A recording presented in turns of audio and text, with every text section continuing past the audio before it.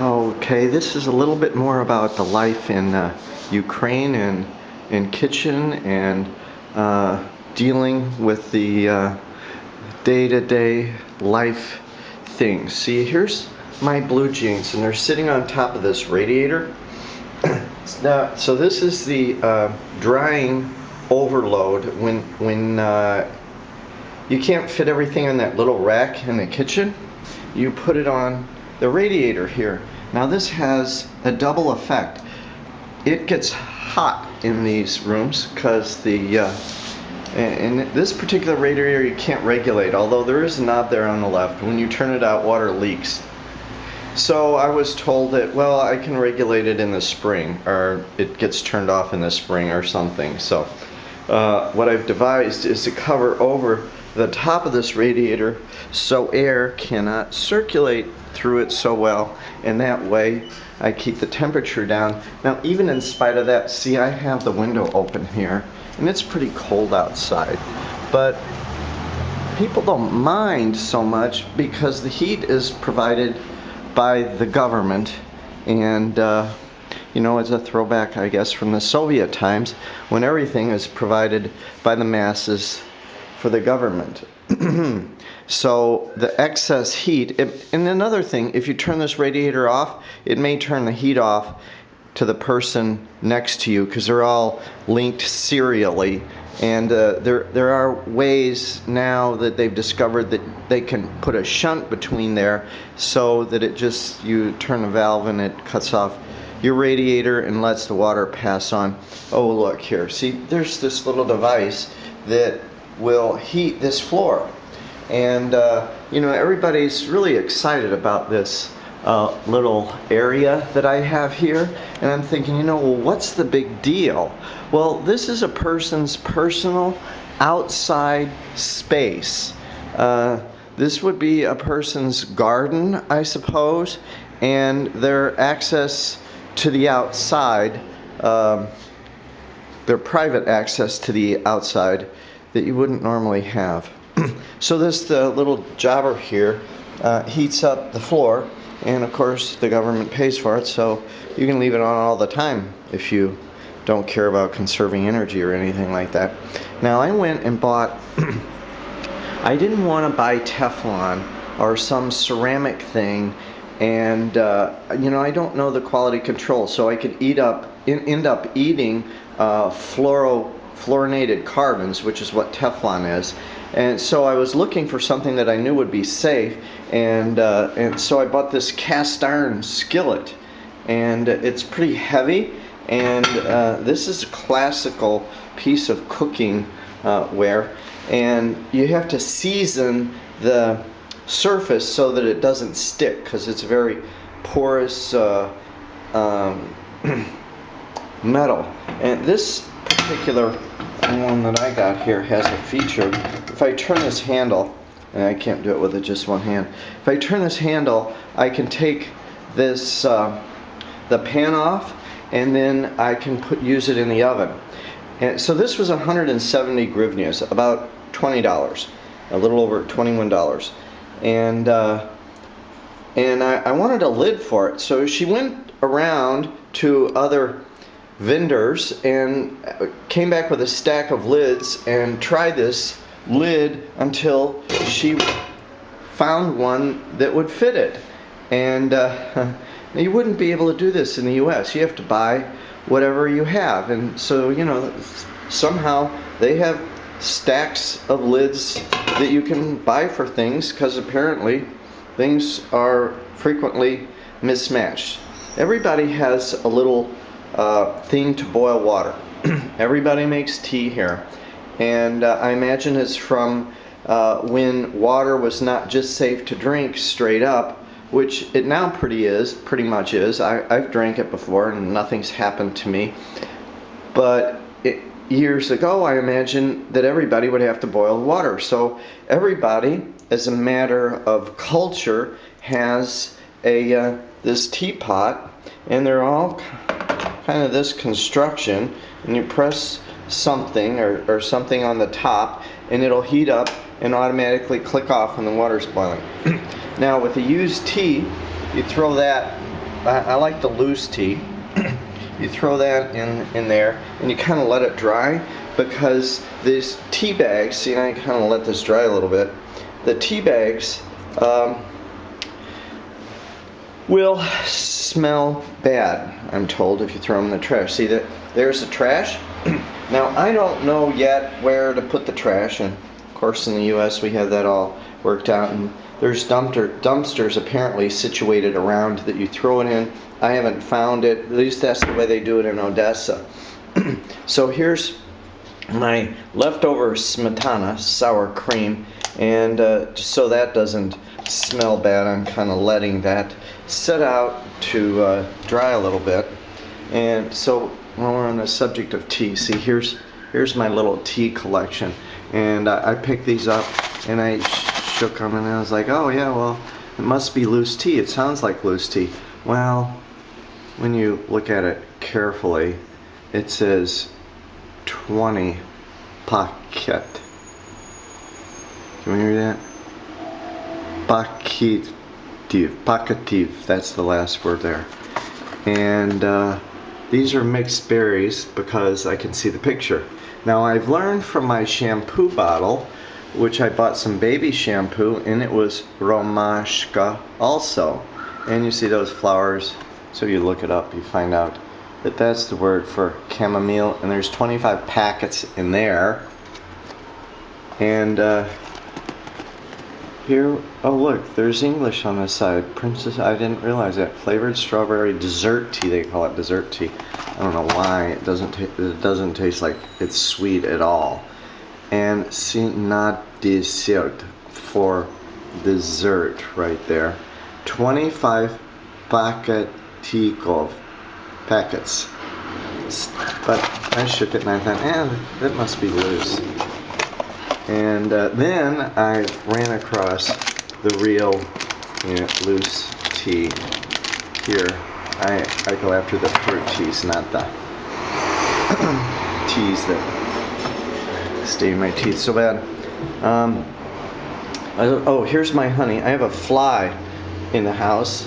It's huge, and it's not like a horsefly, but a lot of things in Ukraine are bigger, like the carrots especially. So I have my honey pot covered up so the fly can't get in it,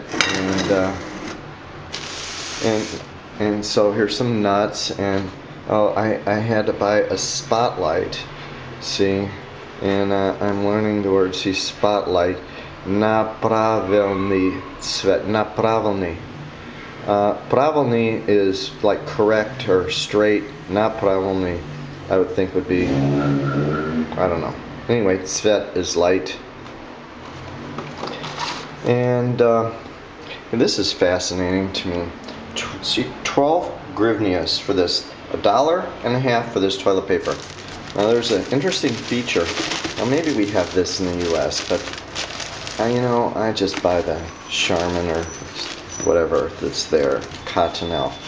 But I don't know if you can see this, but this side of the paper is really embossed, like textured, designed to do some scraping, yeah?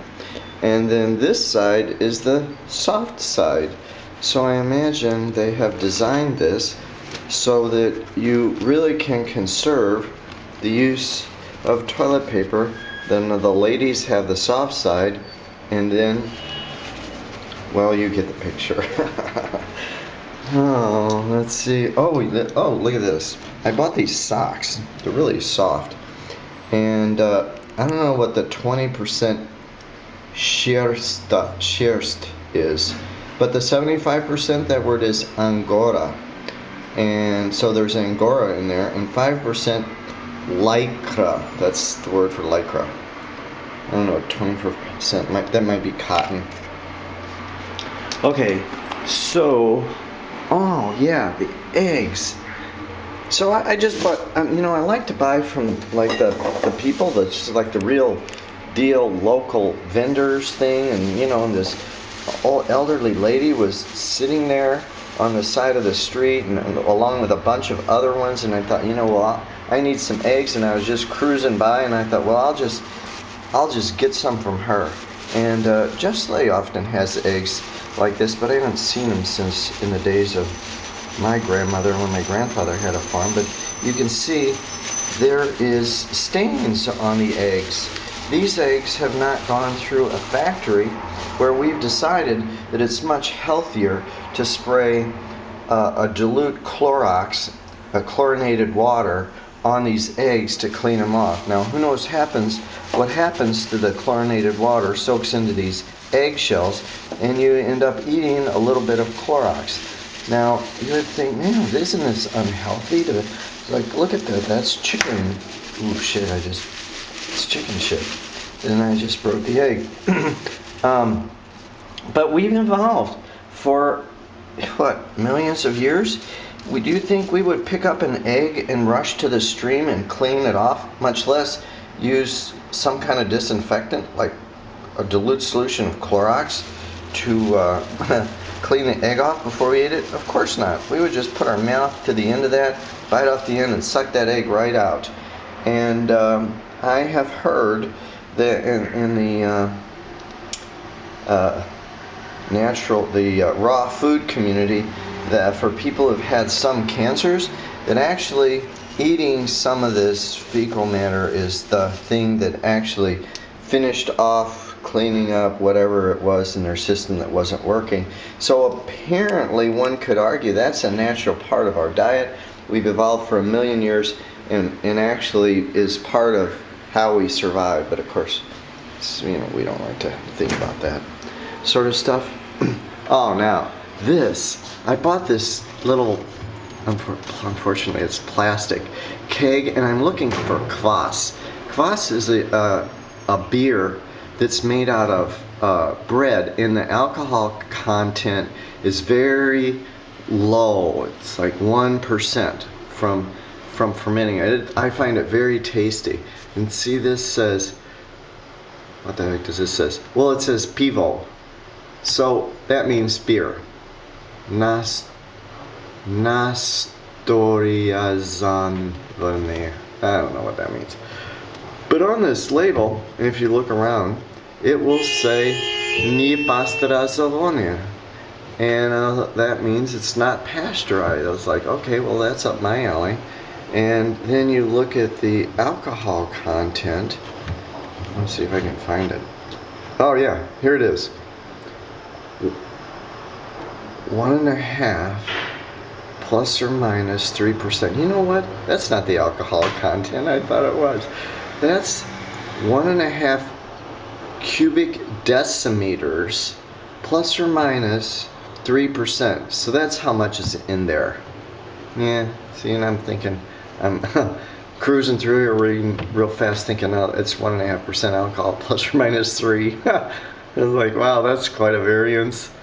And I figured it varies like that because, this local guy is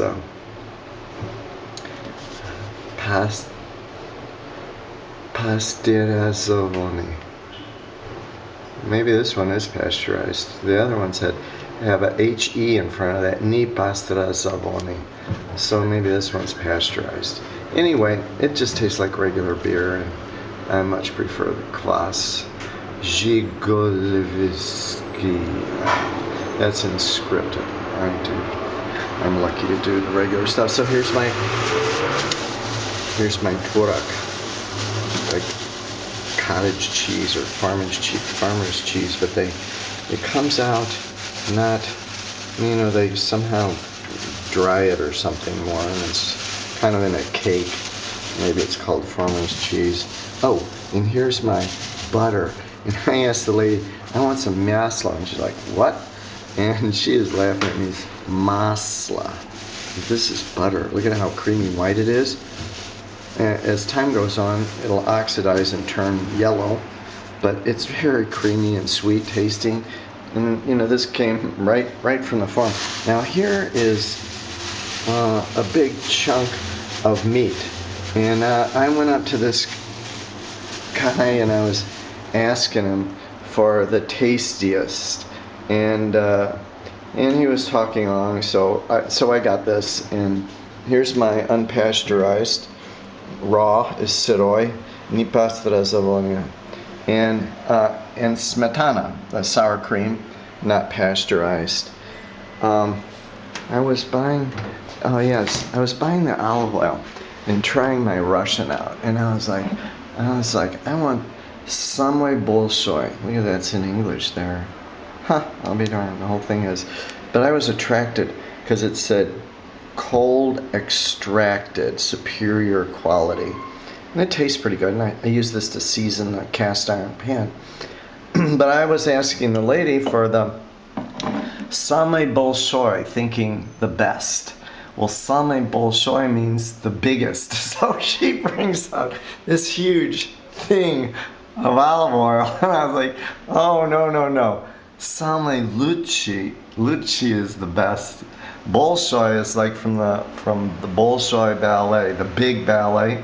Samый лучший is the best. I have my little collection of WD-40, and I bought some oil, but it's kind of like soy maslo. See, there's the word again, maslo. And the little top is missing, so if I cut off the end, this thing will be forever open. Yeah, maybe that's how the guy got the deal. All right. Thanks for listening. Talk to you later.